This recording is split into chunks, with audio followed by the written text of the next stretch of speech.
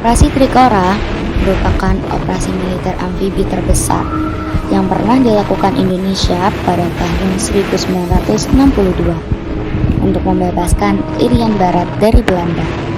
Operasi ini dilakukan setelah Belanda tidak memiliki itikat baik untuk mengembalikan Irian Barat sesuai isi perundingan Konferensi Meja Bundar yang dilakukan di Den Haag, Belanda.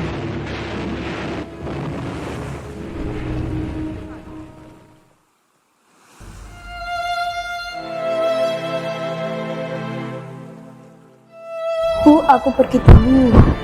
Ada tugas dari pusat. Mungkin aku kembali 5 hari lagi. Baiklah nak, ibu hanya mampu mendoakan semoga kamu selamat. Ya.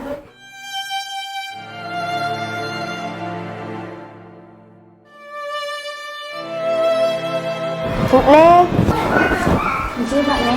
ada panggilan tugas rahasia dari pusat angkatan laut. Nggih Pak Ne, aku mau ngison ndongakno selamat sampai tekan omah.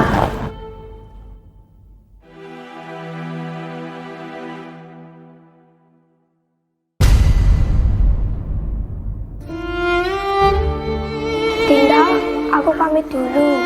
Ada perintah dari pusat TNI Angkatan Laut untuk berkumpul di Tanjung Priok. Mungkin aku kembali, mungkin juga lama. Kang Mas jangan pergi dulu. Tunggu dulu sampai selesai acara pernikahan. Yang sabar ya, aku pasti kembali. Pada tanggal 19 Desember 1961, Presiden Soekarno Panglima tertinggi militer Indonesia mengadakan apel akbar Trikora yang diadakan di alun-alun utara Yogyakarta.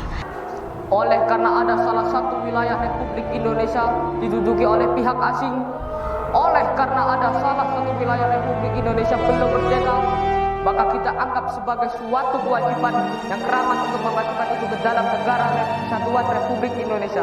Dan saya ulangi lagi, insya Allah subhanahu wa ta'ala, maka itu adalah kehendak dari seluruh rakyat Indonesia. Gagalkan pembentukan negara boneka Papua, kibarkan merah putih di Papua, dan mobilisasi umum.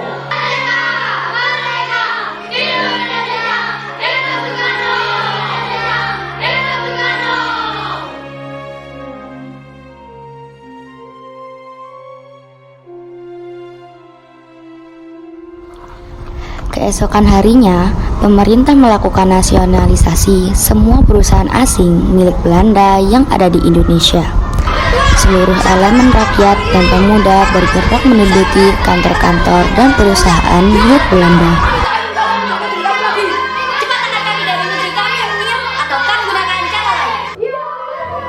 Overdose sih, cepat atau lambat kalian akan mendapatkan sanksinya. Pada tanggal 2 Januari 1962, para petinggi militer TNI baik dari matra laut, udara, dan barat bertemu di markas TNI Jakarta. Mereka merencanakan operasi infiltrasi yang akan dilaksanakan pada malam hari menggunakan 4 kapal MTB, yaitu KRI Macan Tutul, KRI Macan Kumbang, KRI Harimau, dan KRI Singa. Operasi infiltrasi ini menggunakan kata sandi STC-9, Satuan Tugas Khusus 9 Januari.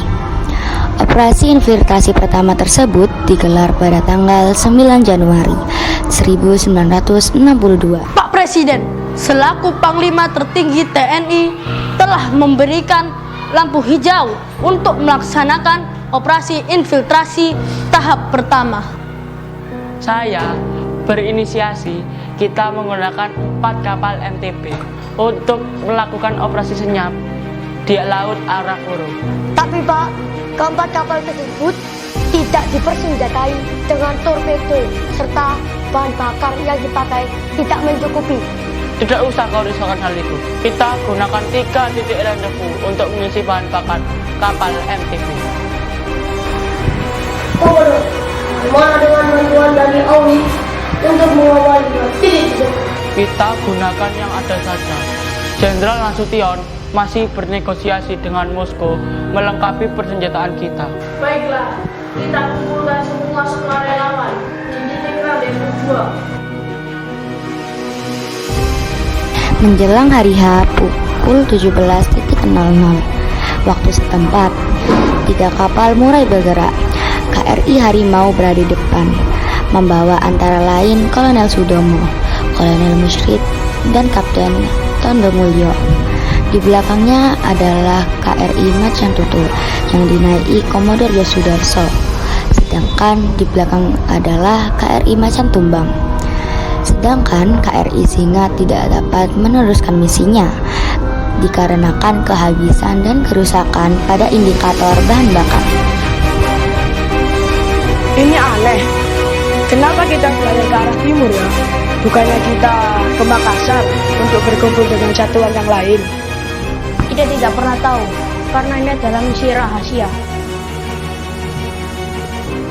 Mendekati perairan Arafuru ketiga, kapal MTB mematikan lampu kapal serta peralatan elektronik yang bercahaya. Mereka bergerak senyap di keheningan malam yang gelap gulita. Menjelang pukul 21.00, Kolonel Musyrid melihat radar blips pada lintasan depan yang akan melewati iringan 3 kapal itu.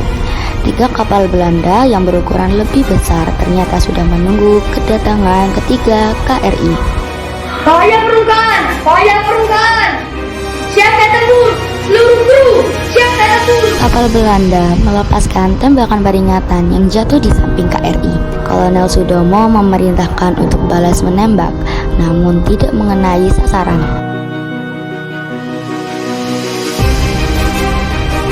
Tembakan ke arah kapal HRM. Komodor Yosudarso memerintahkan 3 KRI untuk kembali. Ketiga kapal pun serentak membelok 180 derajat. Naas, KRI Macan Tutul macet dan terus membelok ke kanan. Kerusakan pada kemudi kita. Bagaimana ini? Arahkan ke 115 derajat, gerakan kapal zigzag. Baik, komandan.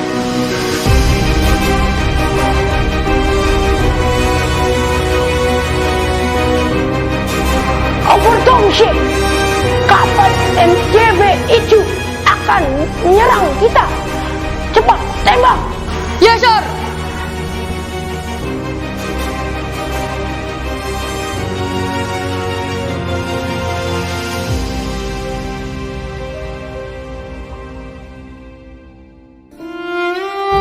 Maafkan aku, istriku. Aku tak bisa kembali. Merdeka, jayalah negeriku. Allahu Akbar.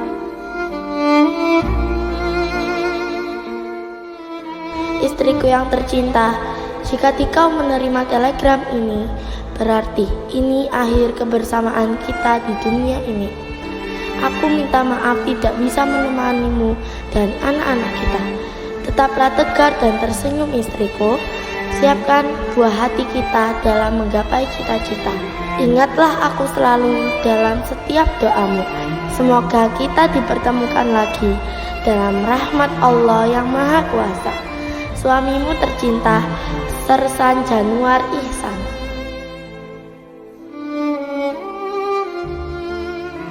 Perhatian semua kru.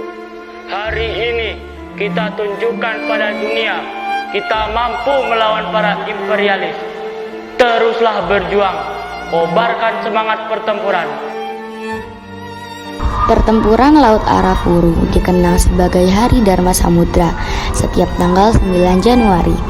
Usaha mengembalikan tanah Papua ke pangkuan Ibu Pertiwi membuahkan hasil setelah Belanda mendatangani perjanjian New York yang diinisiasi oleh PBB melalui UNTE.